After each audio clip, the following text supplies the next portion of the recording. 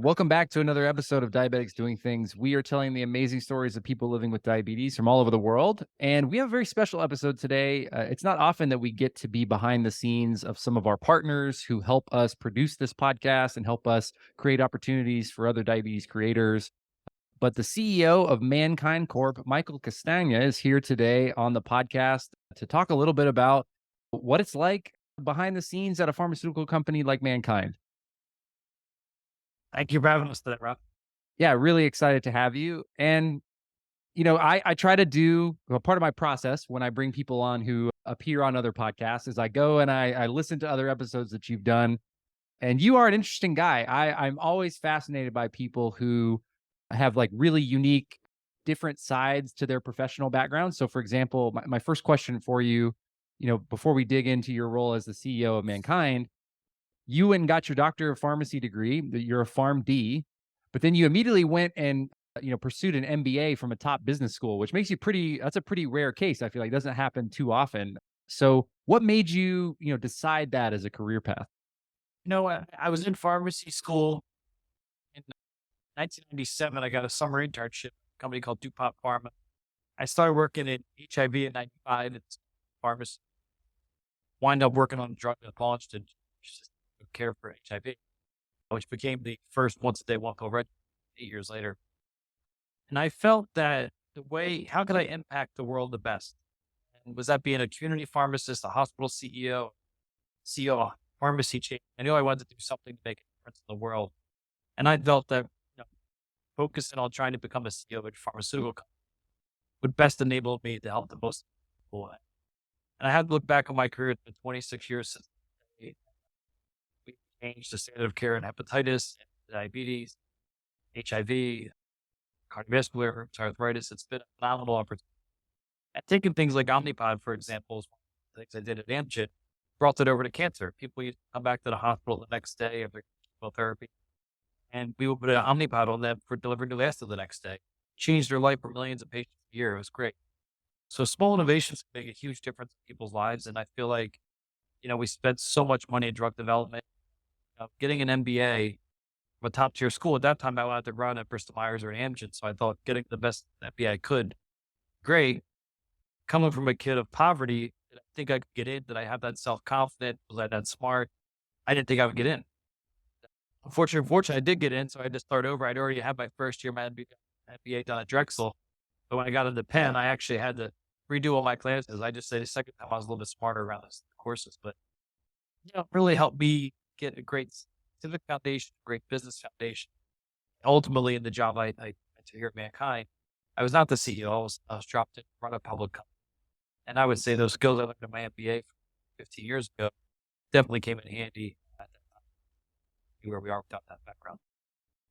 It's very interesting. I think I heard years ago, like when you're an expert at two different things, and I think of a guest that we had on our podcast many years ago now who was a pilot, a commercial airline pilot, and was diagnosed with type 1, got his wings taken away, and then went back to medical school and ended up now just got his class 1 medical back in the past 2 years, as pilots now are able with type 1 are able to fly commercial aircraft again. But when you become an expert in two fields, like you really become like a force to be reckoned with within these different conversations, because you can look at things from different perspectives. So it's really fascinating. I think, like, because you have that pharmacist background, on the business side of things, you're able to see things a different way than maybe some of your peers in the C-suite. Yeah.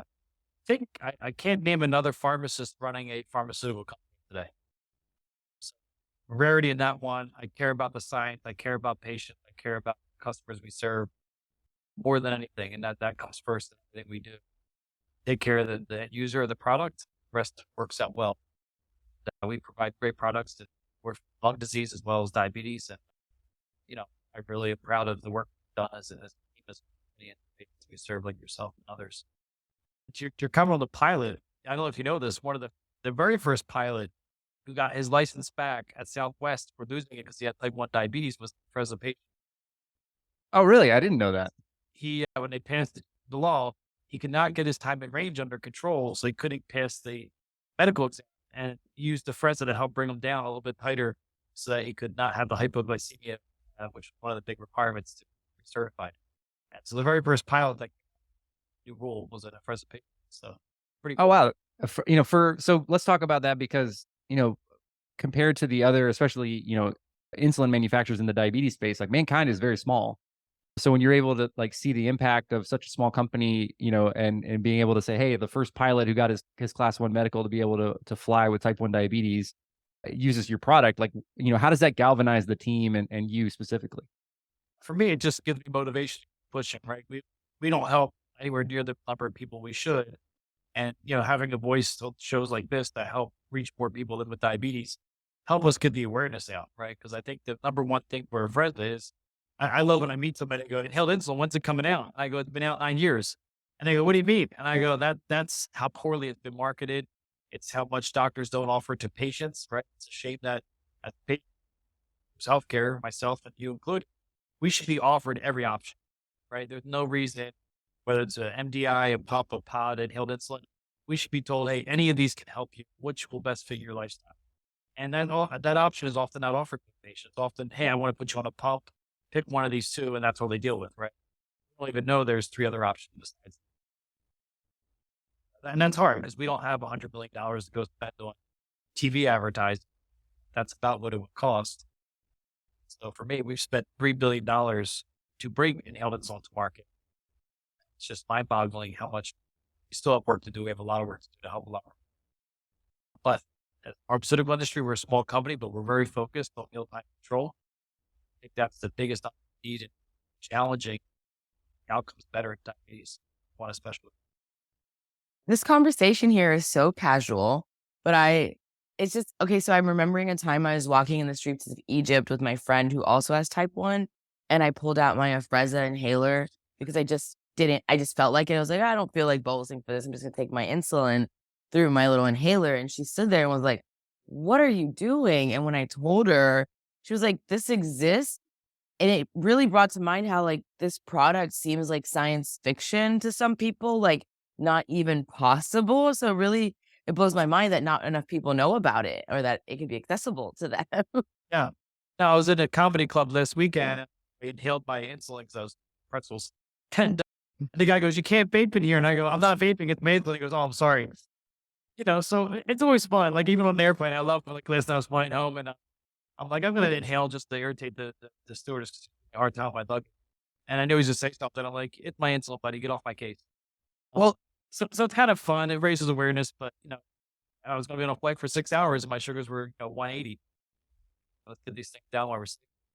I actually, I love to use Afrezza on planes because you're sitting down for so long, and it doesn't require you as much as some of the other insulins to like get up and move around. People typically frown upon lunging up and down the airline hallway pathway. So yeah, that's when I like to have it as part of my diabetes toolkit. But you also live with diabetes, so let's talk about like your diagnosis as well. How it's very rare that we get to have conversations with patient led. Because you talked about like you're a pharmacist, you have your MBA, and you're a patient. So what kind of perspective does that give you as a CEO? But also like tell us how you came to join the type one diabetes family. So I just need a doctor and then I can prescribe my own medicine. I can fill my own medicine. I'll be all but no, I unfortunately did not have a father growing up, as many people don't. So by the time I found out who he was, he passed away from complications of diabetes. And so for me, I actually did not want to work in this disease unless I thought that this I just reminded every day I missed out on. So I finally actually got to meet my dad's children, grandkids, and diabetes is rampant in the family, type 1. And so I knew, unfortunately, I was predisposed to get it at some point. I was pre-diabetic for many years, but this job, and I was just fine. Then I got COVID last January.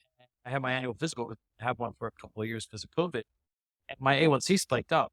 So I was like, oh, I guess it's here. And so for me, what I've learned in this field of type 2, the very first thing that goes, type 2 diabetes, is your mealtime control. But the very last thing we give you is your mealtime insulin back.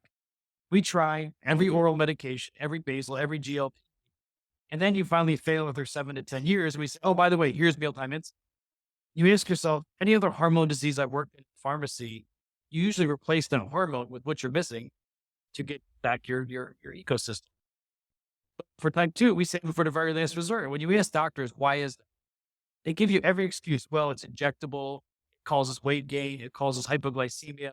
Well, these are the benefits of Afrezza, right? We don't have as much weight gain. We don't have as much hypo. And so when you push back on them, they don't understand Afrezza. They don't understand the difference in route of administration, what that does scientifically to how insulin actually works in the body. And changes everything. Monomerics, you inhale, it's working. Where injectables, hexameric, down. There's all these nuances that doctors have no idea. So my endo literally was trying to get me off of Afrezza. I didn't tell her who I was. And so it was a fun experience when I heard her talk about, I'm like, well, since I started Afrezza, I lost 6 pounds. Look at my time in range, it's 90+%. Like, what more do you want from me? The average patient's about 50% in range. And she's like, yeah, I guess you're doing okay. I'm like, but this is the problem with the endo community. You as living with type 1, know more about your body, more about what you need than any doctor's ever going to tell you. You need a doctor to get access to the tools. Living with type 2, I find, unfortunately, people are just told they're failures. They're told to change diet. They're told to take an oral. They're paid 3 to 5 copays, and you're not getting anywhere, and your A1Cs aren't. And that's what I told my doctor. I need my A1C to drop a line. Drop in Januvia, drop in metformin. What's that going to give me? 0.2, 0.4 A1C reduction? I need over 1%.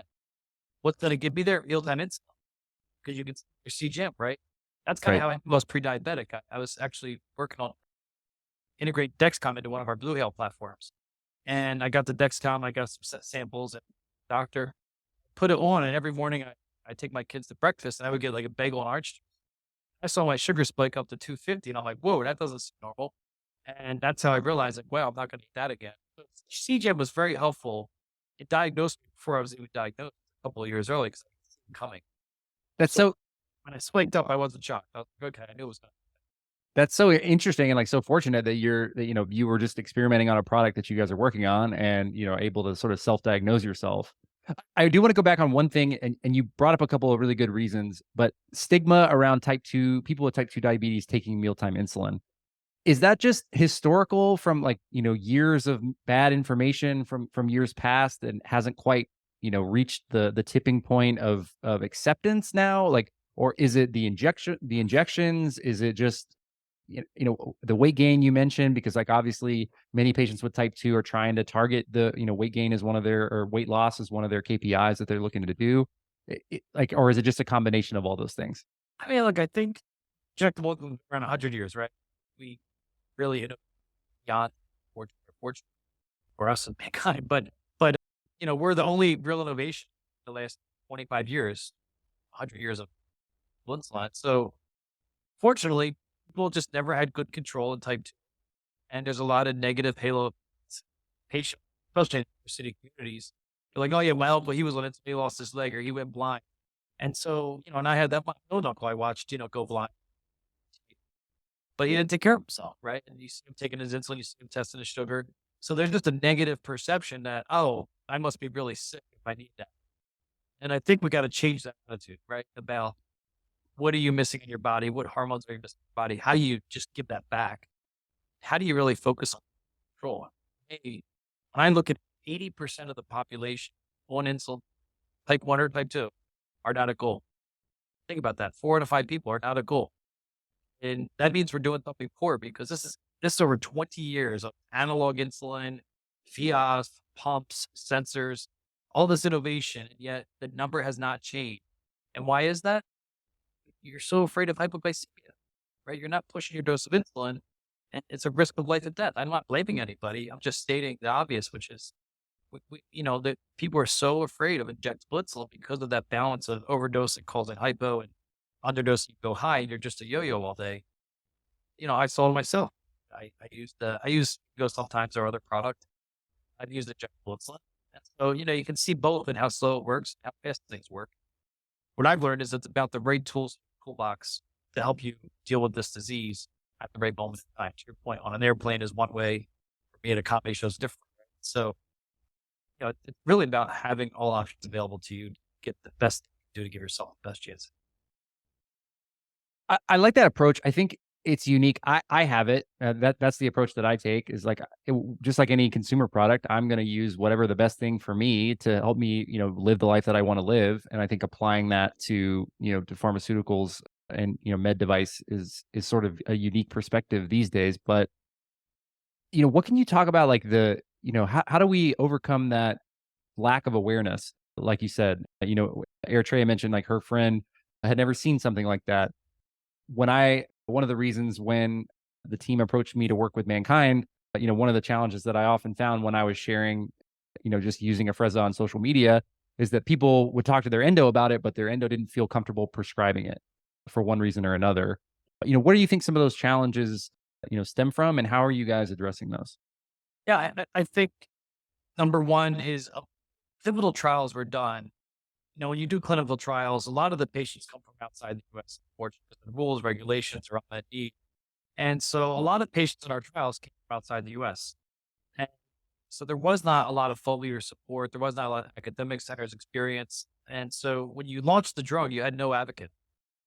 And then the launch unfortunately happened through another company who underdosed the patients. If you ask me, like the number one flaw in Afrezza is those people did not understand the difference between an injectable insulin unit and an inhaled insulin.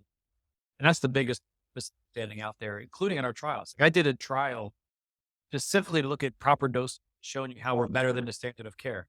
And one of the sites actually underdosed the patients. So they screwed up my trial. When you only got 4 sites and one doesn't follow direction, you don't get, you got an okay result, but we kind of got a not result.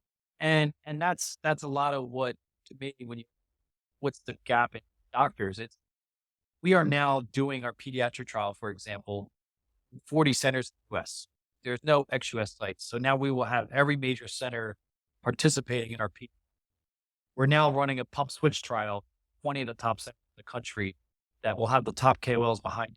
So now we're able to finally have money and do the proper trials and do the proper dosing and show you how can I get off an insulin pump if I want to, or we did a trial last year. How do I add a Afrezza?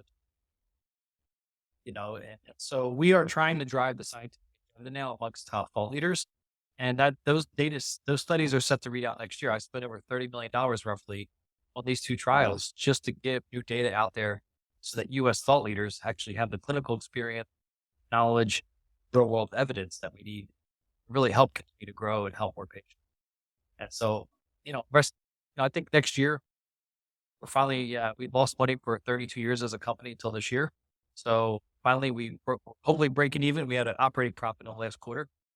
But if that keeps going, we'll have more money. And then the question is, how do you deploy that capital? Do I spend more on Afrezza, more consumer advertising, or more an investment in R&D, right? And make those choices. If I get really good data like we expect, I think we'll be able to help a lot more people raise awareness better than we ever have.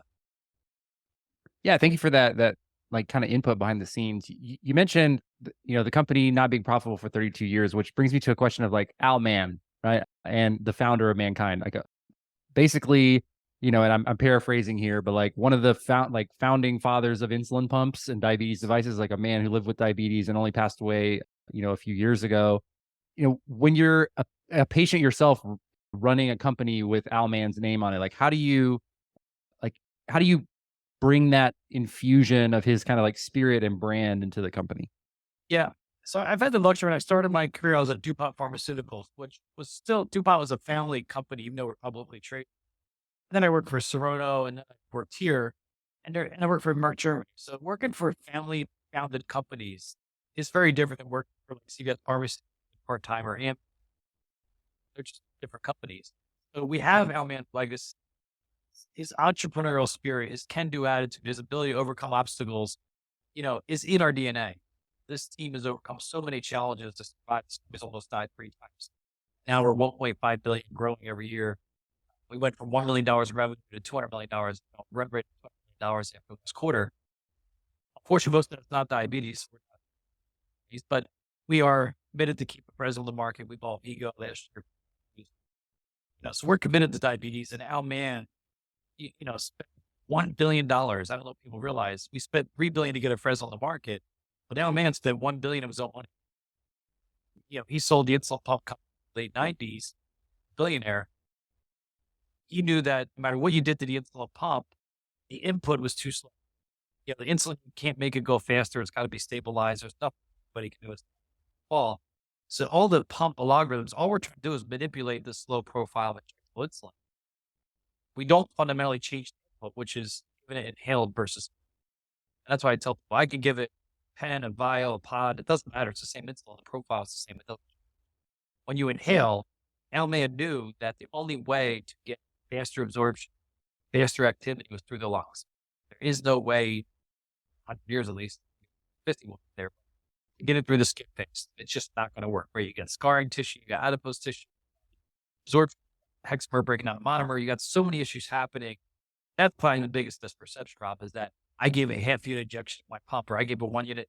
Your dose is off because of the heat of your skin, the scarring of your skin, the occlusion of your pump, right? There's nowhere near accuracy in insulin dosing or carb count. That's a lot of people confused by, and I think Al Mann was trying to just take away carb counting, take away the inaccuracy, and just say, you know what, give it, get your sugars under control, not there, give it another hour from now. That's real time control. Much than that. I know that 30, 45 minutes, I take enough. You don't know that. I need 100. Then you worry about stacking, going low 5 hours later. So that's the difference to me. But that Al Mann's vision, he could see things 20 years ahead of the market. He knew in 98, and CGM went like this all day before we had figure six telling us that, right? So that's why that guy was so smart, such a billionaire. The family still owns, trustees of the estate still own part of MannKind. So we're still giving back to society. All the money we pay them back, or they sell, they give back to charity. Down precision, chronology of diabetes cures. That's the City of Hope. Al Mann just named the pharmacy school as his trustees at USC. So I think, his legacy is so important to what we do. Really drives our mission to help patients. That will never change. So I want to talk about that, about like the mission to helping patients, because I think, especially in patient communities, the perception of a pharmaceutical company categorically has like a bad public reputation, and I think they see like big executives on Senate Judiciary committees in their ivory towers, hitting PR talking points. So, two questions on that: like, how are you building a culture at MannKind that challenges that status quo of what a pharma company can be? And how do you strike that balance between, that mission and providing value to shareholders and like meeting patients where they are? Yeah. I think, look, the first is industry did really dumb things in the late 90s, early 2000s that got in a bad reputation. And then insurance companies, I think, did not help from mid 2005 to 2022 with the PBM market. And so, unfortunately in healthcare, we as patients got to pay copays every month. We're reminded about the cost of a drug every month. If I get a knee replacement once in my life and it costs me $8,000, I don't think about it. If I got a doctor visit 4 times a year to get my prescription reviewed, I don't really think about it. And so, why don't we have prescriptions that are filled every 3 months and you only got 4 copays a year instead of 1 every month, right? We're reminded every month we pay more and more cost of our healthcare than ever before. And that's because what's happening, you look at insulin, 70% off the retail price to the middleman. Patient paying 20% copay until this year. We're at $35 cap it with Medicare. But if the patient was paying 20% and the pharmaceutical company giving away 70%, you're saying, well, I'm paying 20% of, I'll call it $200 a month or $100 a month for insulin. Well, what you don't realize is that price may be $600. We're giving $400 to the insurance company and you're paying $100 or $200. There's no insurance coverage in that model. You're paying cash basically, and everyone else middlemen are making money. And that's why you saw insulin companies really lower the price of some of these legacy insulin, because all that money was going to the middleman. Right now today, 40 cents of every dollar for Afrezza goes to middlemen. 60 cents on Vigo goes to middlemen. We don't make any money on the device of Vigo barely. We barely breaks even. Afrezza, we've lost money for 30 years investing. And so that's what people don't realize is you only hear about the AbbVie Humira that makes $20 billion. Well, yeah, that's a fluke and it's helped lots of people. But it's $75,000 a year in the US and it's $50,000 a year in Europe. You say, how can the same drug cost 5x outside the US? Well, you don't have all the middlemen. And that's the difference, right? And so that's, people don't realize, for example, Medicaid for pharmaceuticals is basically free. We wind up giving, almost 90 cents back on the dollar to Medicaid, 5 years. Once the drug is launched, it just go that way with the formula. And so who pays for all the Medicaid scripts? We do as commercial insured patients. Our insurance pays. So we got to subsidize the cost of the government insurance when it's basically free for 10, 20% of your sales. The only way you give it for free to the government is because we're commercial. So drug pricing is so confusing for everybody. We just try to, as society, we say, why pay the pharmacy? It's expensive. The drug companies are, I get it. Right? I'm a pharmacist. I've seen it. I've had patients come to me saying, which drug do I take? I can only afford 2 this month. Well, you're on 5. Yeah, I know, but I can only afford 2. So much of compliance is related to that copay, that cost share. We saw it this year when President became $35 of Medicare. We had a huge jump in sales because our Medicare patients were getting hit with $100, $200 a month in cost share. We couldn't do anything about it. And we saw that. Now our market share of Medicare is the same as it is for injectable insulin. We really caught up 3/4. So we do see that cost does hold back refills, does hold back patients. And that's why the industry gets a bad rep. But it's a combination of the insurance industry, the nature of the healthcare system in the US. The industry did bad things, but I think the industry's really cleaned up its act, and it doesn't deserve the reputation. You look at COVID, how many people we lost a lot of people, but because of this industry, we also saved a lot. I think about cardiovascular disease, hypertension, genetic rare diseases. I mean, done a tremendous amount of work. Now, I will be the first to tell you on insulin, it's a 100-year-old product. I used to dispense for $20 a month at CVS 95. And that same vial is $450 a month 20 years later. Why?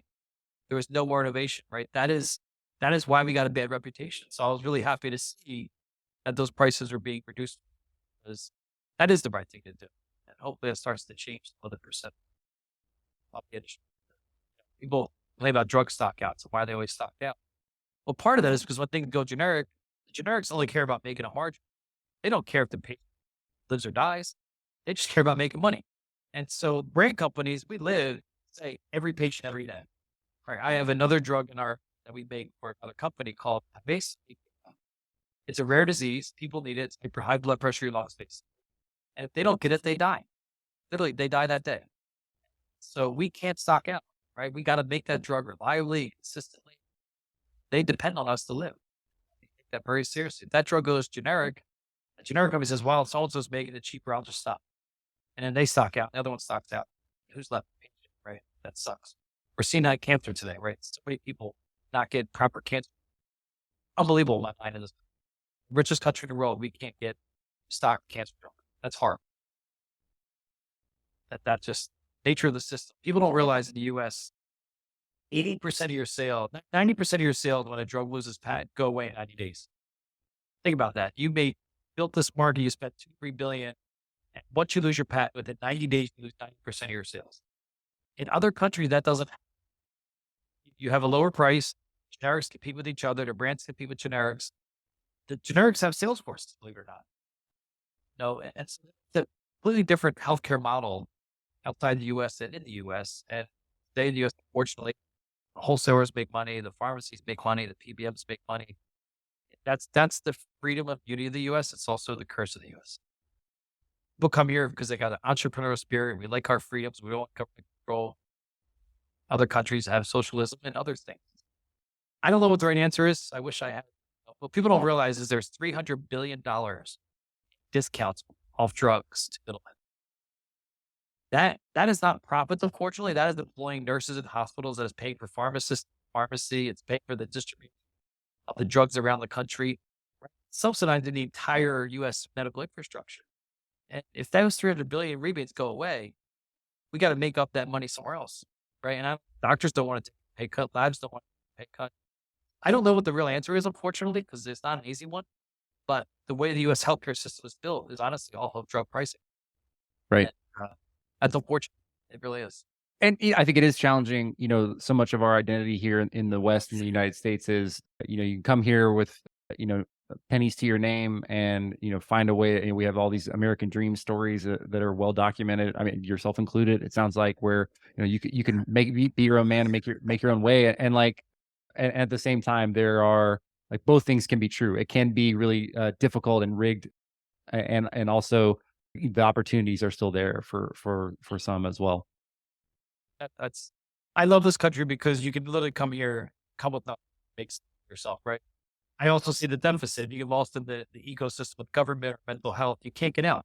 You just can't get out sometimes. It's really hard. It sucks sometimes when people struggle and they can't get through those struggles. System. My uncle lost his license. I was talking about it. The number of fines he got just to get back his license at 60 some years old. he doesn't come up with like $10,000. This guy doesn't have money. He's on disability, right? Doesn't have 10 grand. Now he can't go to the store, can't get his food. He's got to rely on people. He's just stuck in a negative rut. It's really hard. He made bad choices early in his life, but he's a good human being. But fortunately, the system penalizes you. It's hard to get out. Yeah. I think I didn't anticipate quoting Tupac Shakur, but he said, America eats its babies. Yeah. And, I think, that's well documented. So, well, thank you for that perspective. I think, like you said, the healthcare system is confusing. And I think there's just so many elements to it that even people like myself, like, don't fully comprehend or understand, but it's nice to hear somebody who really has a unique perspective and insider, track on what's going on there. So I think, as we kind of wrap the interview, I really want to know what's exciting to you from MannKind, and like what can we share with patients and our listeners about what to keep an eye on from Afrezza or Vigo and otherwise. You mentioned the studies that are happening currently, pediatrics as well as pumps, and what should listeners be on the lookout for from MannKind in 2023 and beyond. Yeah, look, I'm super excited. We don't have the results of our pediatric trial, but my dream is that, we know most type 1s are diagnosed at 8 to 12 years old. I have a vision that one day a newly diagnosed child will start inhaled insulin and hopefully be on them for their life, right? Show that they never have to be subject to injecting 3 to 5 times a day or the highs and lows that their parents worry about. That we really get them in great control, because a lot of kids today, you see A1Cs are worse today in kids than they were 20 years ago. That's crazy. These are the top centers in the country. We have horrible A1Cs. Children, I think, as much as we love technology, I also see that people are waiting for their alarm to dose their insulin. They don't want to go low, so now they're going high for it. And we're seeing A1Cs go up. We got to teach good habits from age. So hopefully we see these results in the kids trial. And we know that there's a huge barrier around bias towards, hey, you must only start with a pump. Really want to provide more patient choice. That's our hope. It started with kids. We look at Al Mann, right? He built the pump market in the 80s, 90s in kids, turned it in the 2000s into adults, really helped bring in new innovation around Medtronic and Tandem, Pod, all those amazing tools for patients. I think if Al Mann didn't make those investments in the 90s, we'd be where we are today. And so I think innovation, Dexcom is another one, started with kids. CGM was around 10 years before it became popular, and boom, everyone, you can't imagine life without yourself. So I think for me, it's really showing the innovation in children, getting started, and scaling up to help adults. Vigo we bought last year. It's a great device if you have type 2. We actually have about 10% of people are type 1 on it.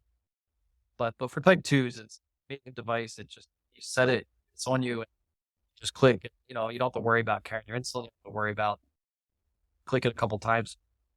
Here's like most type 2s. And because it's just more efficient way, it delivers the basal over 24 hours, not get one bolus all at once. You just slow rate, which actually makes your overall insulin use down. Because when I used insulin, I actually saw myself about I was on a diet this year, no carbs, like nothing. And I lost about 7-8 pounds. And then I went on injectable insulin. I gained like 6 pounds in 3 weeks. I'm like, whoa, what happened? And I can't explain why. We just know injectable insulin causes weight gain. And doctors always get their mind boggled. Like, why does Afrezza not have that same effect? I was always on Afrezza. I was never on injectable insulin. So if I was on injectable insulin, I switched to Vigo, I would never notice anything. But because I added injectable, I noticed that weight gain right away. And then I came off and I lost the weight right away. It's kind of the weirdest thing in the world, but Well, it really is. I think we have another interview later today talking about type 1 and exercise, and how diet culture and specifically around women with diabetes, it can be a very challenging relationship with insulin, because trying to keep your numbers in range, you need more insulin. And in the back of their mind, they're thinking, well, if I take more insulin, I might gain weight, and I don't want that. And that can lead to really challenging eating disorders. And, just balancing those things, again, back to the mental health strain of diabetes, it really is a tricky situation. if we have a patient who used to work for us, I won't say her last name, a person was Cynthia. I know her. She's out there. She had suffered from diabulimia for many years, and Afrezza really gave her the cure, I'll call, for her. She was so worried about eating and gaining weight, and it was a negative cycle, that Afrezza made her not gain the weight and maintain control and eat healthier. And she went from that stage of really depressed, right, to success, to having a baby, which was so great, watching her go all the way through that journey. And that's really where I want to get to next is how do we get to gestational diabetes? And we know doctors are using it in pregnancy to help more of that population. Know the variability that happens in pregnancy is very dangerous to the child. And provide some benefits there. Then we're doing the pump switch trial this year. So last year we did a trial adding a Afrezza to your pumps, switching off your pump with just a Afrezza, but we're staying on your AID system. And in that study, we showed you can use it any which way. You want to stay on your ID, you want to switch to a Afrezza, you want to add a Afrezza, you got the same outcome regardless. It was a short study, small, but we showed that you don't need to be attached to something, right? That was our first thing. How do you do it? How do you dose it? And what we learned in that study was people didn't get the basal right. And so that's a big change. They're so used to your pump eating insulin all day, that basal becomes a different ratio of mealtime control.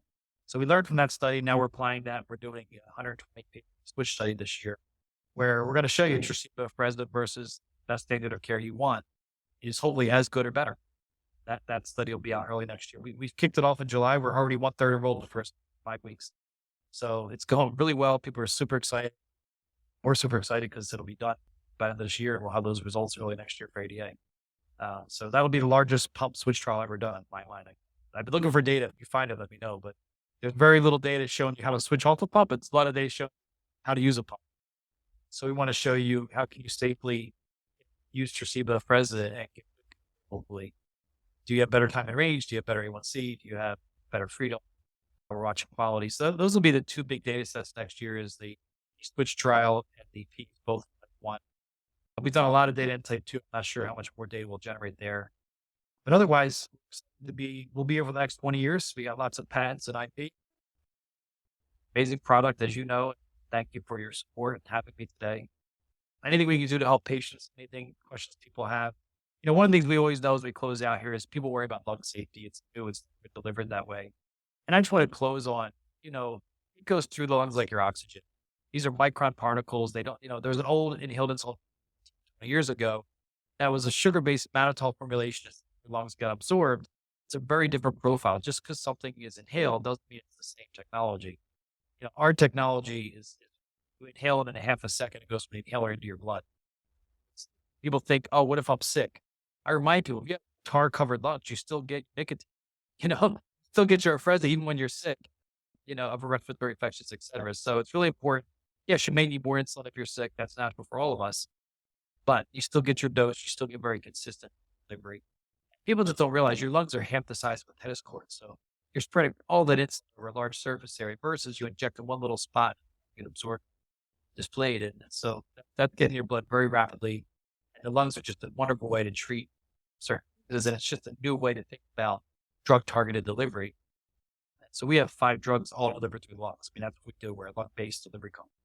And people should feel good. It's been on the market 9 years. The FDA not let us go into kids if it wasn't safe. And there's 3 ingredients in the product. It's water, which I know we pay a lot of money to purify. It's FDKP, which gets excreted 100%. And the third ingredient is human insulin. So I always joke and say, which ingredient are you afraid of? Because the human insulin the body likes, the water we know, and the other one is 100% excreted, doesn't get absorbed. So it's a relatively pretty innocuous product, I'll say. It's how we change delivery. People say, well, how does that work? If you heard of Dippin' Dot ice cream, you probably have the largest Big Dot maker in the world. We freeze dry that insulin in acidic environment. As soon as it touches your lung, it disassociates, it goes right into the blood. So it's all about how do you stabilize it in form so that it can get into the blood and cause issues, right? In terms of breaking down, things like that, being stable. Yeah, I've heard patients who have been on insulin for 20 plus years and struggle with insulin absorption, really high insulin to carb ratios, and they're able to get much better absorption and much better ratios on Afrezza just because of that absorption. So any questions you have, your audience, reach out. Public on LinkedIn. People can find me. We're happy to help as many people. Anyone has an access issue, email me personally, Castagna at MannKindCorp.com, or MNKD is our stock symbol. But we want to make sure that we're here to help and fight for patients. They have access issues or a doctor issue. There's a Find My Doctor on our website.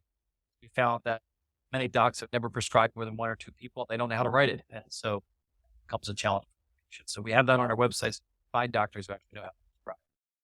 And so we try to do everything we can to help as many people as we can. this a good seamless experience. And just to close out this year, one of the things we did is we lowered the price. So if you don't have insurance or you're over you have a high deductible, it's $100 a month. So as you know, you pay more than that for your insulin supply pump. So, we don't want that to be the excuse. So we know 80% of people get covered partial Medicare, but there's about 10 to 20% that do have problems. And so we lowered the price cash pay $9. And I'll actually, piggyback on that. So I have commercial insurance, but my insurance won't support more than one rapid acting insulin, and I use that cash pay program, and it is really straightforward to use. And the pharmacy that delivers it, they called me. They said, "Hey, we've got this is what it's going to cost with your insurance." It was pretty high. Then they said, "Hey, we've got a cash pay program. When do you want to do that?" I said yes, and I had it the next day. So it really does work. Great to hear that. Thank you for that's working because I don't want that. I don't want like we've determined the price of a Starbucks today is a fair price per present. Fault me for that. We spent a lot of money to bring this innovation to patients, but that's what we determined we think is a fair price. We've also lowered the price of Bingo. We'll be buy that for cash at $5 a month. So, we're not making money on those programs. Patients have access.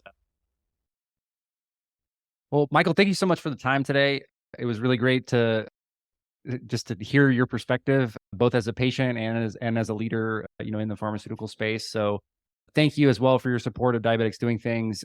We did 2 in-person events this year because of the support that you guys brought for the first time. So we're, giving back to the patient community and just appreciate you guys believing in us. Thank you. Keep doing what you're doing. Get the word out, raise awareness, bring communities together. So keep doing it.